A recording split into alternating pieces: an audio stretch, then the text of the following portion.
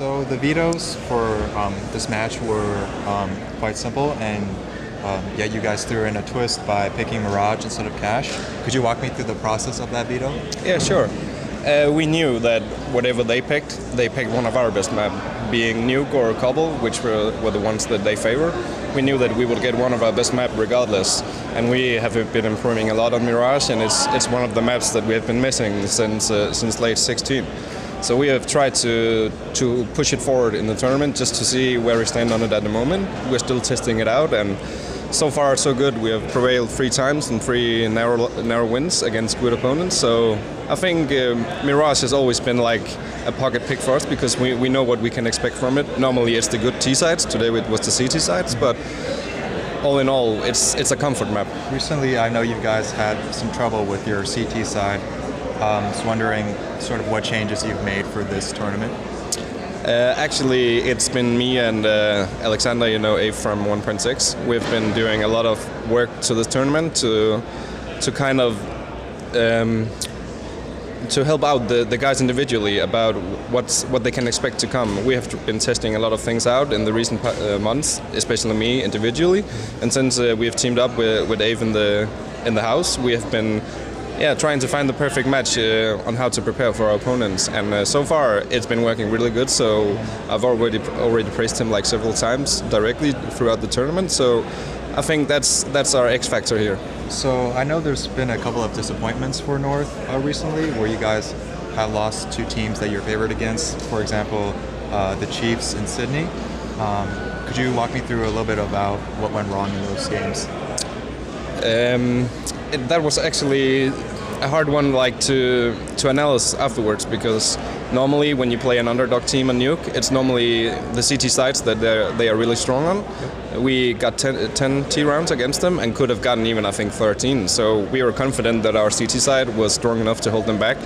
But also needs to be noted that in that tournament we tested out some new stuff on Nuke, to see if we could improve our stability, and we swapped the MSL and config, giving config a more passive role on the ramp hold, and giving MSL the rotating role. But we have swapped back for this tournament because we needed some reliability on our CT side and stability.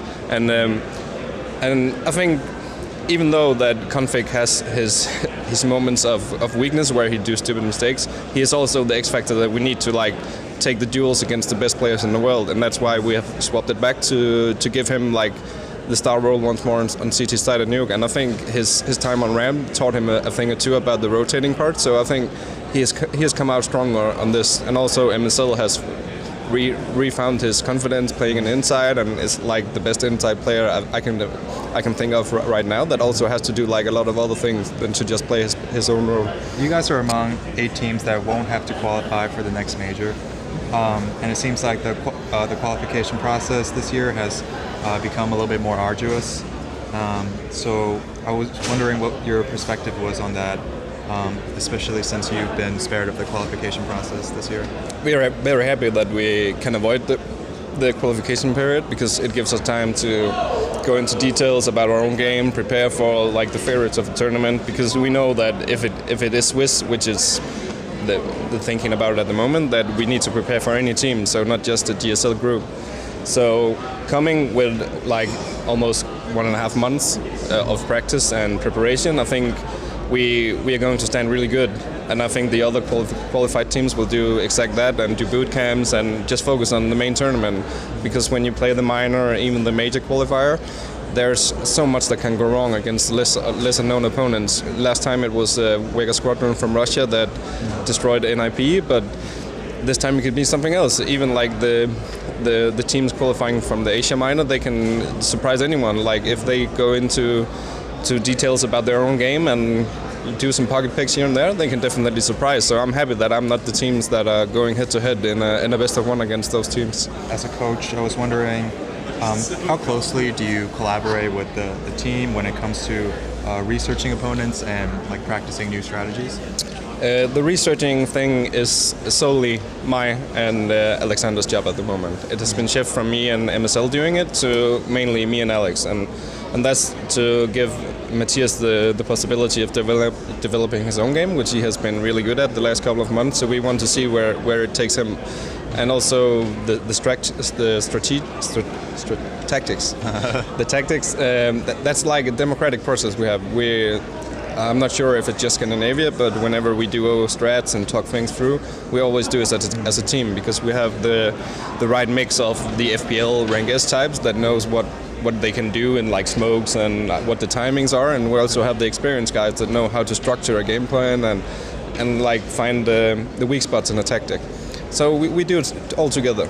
So the format for the groups in this tournament has been criticized, and we saw the situation where North and Liquid, we had one team that was guaranteed to advance.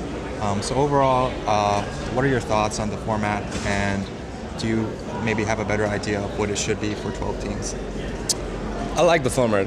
To be honest, I think it's fair. Give every team in the group the opportunity and the possibility of advancing through a group, instead of doing like a GSL group with seed 1 playing the lesser seed in the opening match, and they are like with their back against the wall from the beginning. So I think it gives the opportunity, as we saw in Katowice, like for a team like Heroic to come out of nowhere and qualify for the semis, and that's what the game needs. It needs the experience from official matches. And let's say a lesser known team from NA that has 0 LAN experience, they qualify here. That's like huge for them, gaining that experience, even though they might be better from back home, but they only learn it one way, and that's through the tournaments. And also, if we go back to the format itself, of course there will be games with less, that doesn't matter that much, but you have it in every format all across sports. In soccer we have 3 games no matter what, and the last match sometimes doesn't matter, and that's how it is. On the paper, the last match against us and Liquid was seed 1 against seed 2, so in theory it could be the fight for the first place instead of being a match that doesn't matter for us. So it's all up to the teams themselves. They need to figure out their own destiny instead of blaming us. Can you walk me through, what are some of the areas of improvement that North needs to make going forward? We need to find our mojo on T-side once more. We've been the best tactical team for the last 6 months, I think, and with our shift focusing on those CT sides, we can feel it in the games at the moment that we need that's something that we had earlier. But whenever we play Cobble, it's normally not a problem. So Cobble is the map that stands out for me as our most whole map, if you want. We have good CT, good T sides, while the other maps varies due to the opponent, if we have good T sides, good CT sides. But definitely we need to find our mojo as T again, so people will fear us while they play their CT sides.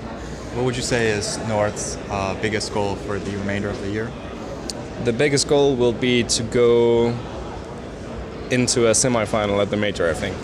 Because whenever you play the major, you want to make it to the playoffs, and I think that's a realistic goal. But if you want to set the bar higher, you need to go further than we did the last time, where we lost in a close match to VP. So this time it will be taking it one step further, and everyone know in a semi-final anything can happen. So it has their own game. The semi-final has its own nerve and game every single time. So you can never predict the outcome of those. So I'll be happy with the semi-final with the chance to play for a final. Could you think of an up-and-coming, talented young player, Danish player in the region? Actually, we have a lot, so that's a hard question. We have 10 players standing, just waiting for the right chance to break through on the team. But I'll have to look inside our own house. In North Academy, we have Mertz with the AWP. He has the same, some will call it YOLO style, but he has the no fear style, the aggressivity. Aggressiveness? The aggressiveness, to take the impossible duels and sometimes win it. And that's what Kenny S is very good at.